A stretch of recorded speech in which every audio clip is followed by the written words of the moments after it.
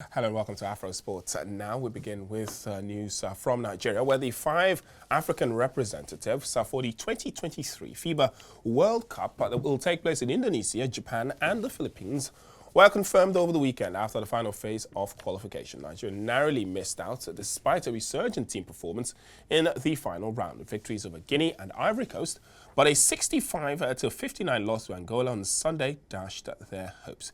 Cape Verde became the smallest country to qualify for the global basketball competition, while South Sudan will be making their debut at the FIBA World Cup.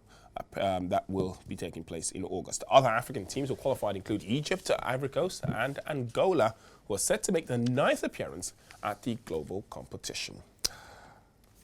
Joining us on Afrosport now is the former sports editor of the Punch newspaper and an ardent follower of Nigerian basketball. We've got Mr. Pius Ayinor. He joins us here. Thank you very much for joining us, Mr. Pius.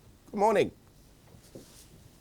Thank you, Tolu. How are you today? Very, very good. So let's just go straight into it. And how big of a blow is it that Nigeria have failed to qualify for this for this FIBA World Cup? And where did it actually go wrong? Yes. If you look into our history, we first qualified for the World Cup way back 1998. And then you had just two African countries qualifying, and Nigeria was there. This time, five places, five spots for Africa, and we just can't be there. It's so painful.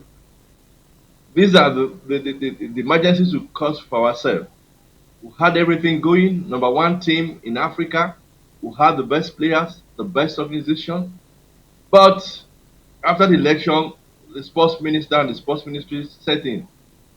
This ego fight scattered everything because the competition, the qualifiers started deep inside the time Nigeria suspended itself from international competitions.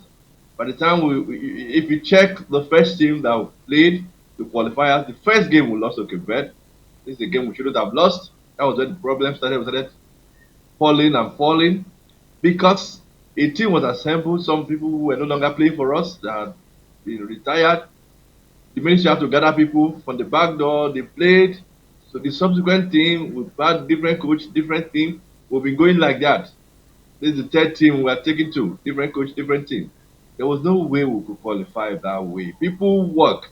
Look at South Sudan. If you see the energy, everything they put into it, Cape Verde, they worked. So we got our acts faulty from the beginning. Problem we created by ourselves for ourselves. Not that happenstance or nothing. No, ego fight and out. All right, Mr. Pius. So painful.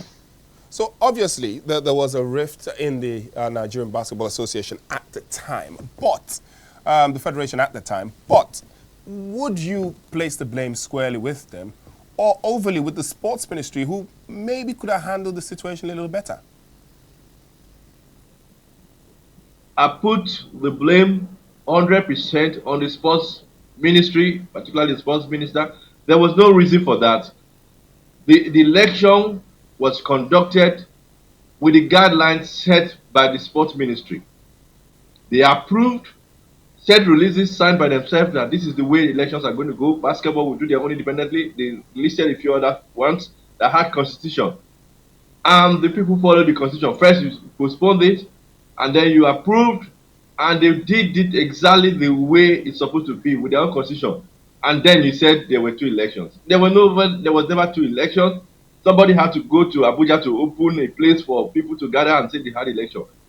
And for no reason, at the end, you still allowed the same board to continue. What did they find now? There was no fault, there was nothing. But instead, we're waiting to people were calling from across the world to say, how do you remove yourself from world events? Countries battle, they spend money to qualify. Look at our ladies who were number one in Africa, qualified. They had not lost a game for 5 years on the continent. They beat everybody home and away. And then you say you are not going to play again. It was looking like madness. But that's the thing we caused ourselves. 100%, there was no problem with the federation. It was the ministry, 100%, created by the minister himself and his advice. All right, so now we failed to qualify for this World Cup. What is next for Nigerian basketball, and most especially the Tigers? First, I will call on the federation to do whatever they can to quickly start the league back home. I know they were saying election in the next 2 weeks. The election should be over. Want to see our league play again. Want to see our ladies play again at the league level in Nigeria. And then I know how painful it is for you to build a house, pull it down because the ceiling wasn't the color you wanted. You pull down the whole house. So they're going to rebuild again and then see how you get the players back, because some of them are already disillusioned and say these people have problems, these people are mad. So you have to, it's rebuilding again. It's going to take a long process, it's going to take a painful process, but we'll have to rebuild from the start, and that is domestically get our league working again. When we get our league working again, these people who played now in Angola, they did very well and good enough, because some of these players have been playing competitions organized by ex-basketballers, private competitions. That's what kept them going. The players you saw that it's just private competitions that they've been playing for the past 1 year. That's what helped them to stay One in fit. final thing, Mr. Pius. One very final thing. How confident are you in this rebuild process? How are we sure we're not going to go around again in this same circle and there will be another collapse?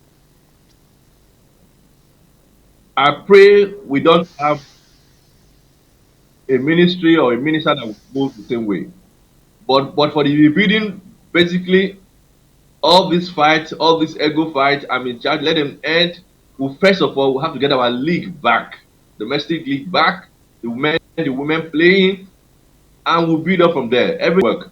Internationally, we'll have surplus players. We can gather 3 teams from Nigerians playing outside the country, within and outside the country. We can assemble 2 teams that can get you to the semi-final in the African competition. So the players are not the problem, it's organization that is the problem. So once we get our organization right, we will do well. We don't lack players, we'll have in excess. All right. Thank you very, very much for talking to us, Mr. Pius. Great to have you on Afrosport now.